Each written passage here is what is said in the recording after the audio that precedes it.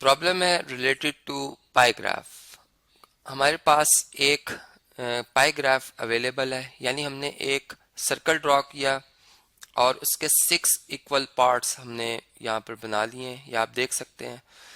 अब इसमें हमारे पास जो स्टूडेंट्स हैं उनके लेवल के हिसाब से जो पार्ट्स ऑफ सर्कल हैं वो शेड हो गए या कवर हुए हुए हैं।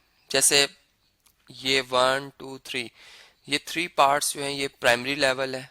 कंपैरिजन अगर हम इसमें देखें उसके मुकाबले में 1 पार्ट जो है वो सेकेंडरी लेवल स्टूडेंट्स का है, और 2 जो स्मॉल पार्ट्स हैं, इक्वल जो पार्ट्स हैं इनके, वो एलिमेंट्री लेवल के स्टूडेंट्स के हैं। इस तरह से टोटल 6 पार्ट्स बन जाते हैं।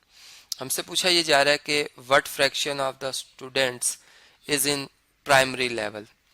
जैसे बात हम जानते हैं कि फ्रैक्शन कहते हैं आउट ऑफ टोटल से।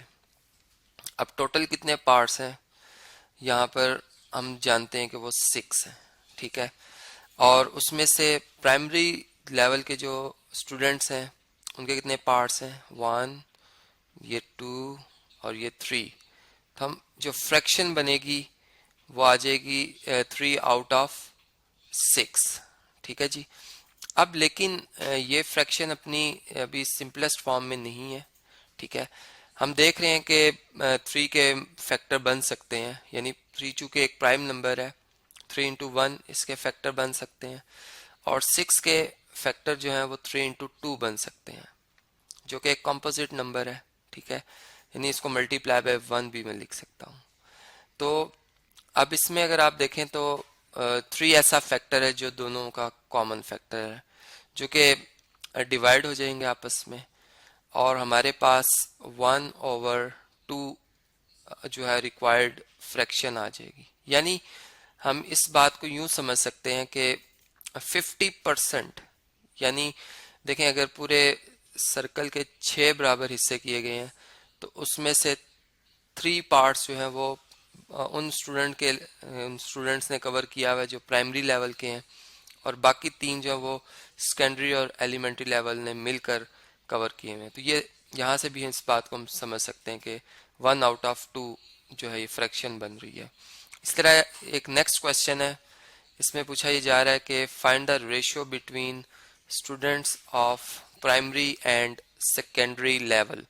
ये बात हम जानते हैं कि रेशियो जो है वो कंपैरिजन है ग्रुप्स ऑफ क्वांटिटीज का, ठीक है। अब अगर यहाँ पे आप देखें तो सेकेंडरी लेवल के लिए जो मतलब पार्ट शेड हुआ हुआ है या कवर हुआ हुआ वो 1 है, ठीक है। और जबकि प्राइमरी लेवल के लिए 3 पार्ट्स हैं। तो हमें रेशियो बिटवीन फाइंड करनी थी प्राइमरी एंड सेकेंडरी, यानी प्राइमरी टू सेकेंडरी लेवल जो है वो स्टूडेंट्स के लिए, ठीक है। तो यहाँ पर प्राइमरी हैं 3 पार्ट और सेकेंडरी हैं 2। अब चूंकि दोनों ही प्राइम नंबर हैं और ये आपस में अब एक दूसरे को डिवाइड नहीं कर सकते मजीद, इसलिए या इनमें कोई कॉमन फैक्टर नहीं है, हम ये यूं बात कर सकते हैं, कॉमन फैक्टर नहीं है अब इनका 1 के अलावा, तो इसलिए हम इनको कहेंगे कि ये अपनी लोवेस्ट फॉर्म में है रेशियो। और इस तरीके से ये हमने पाई ग्राफ की मदद से ये भी आंसर जो है यहाँ पे कर लिया।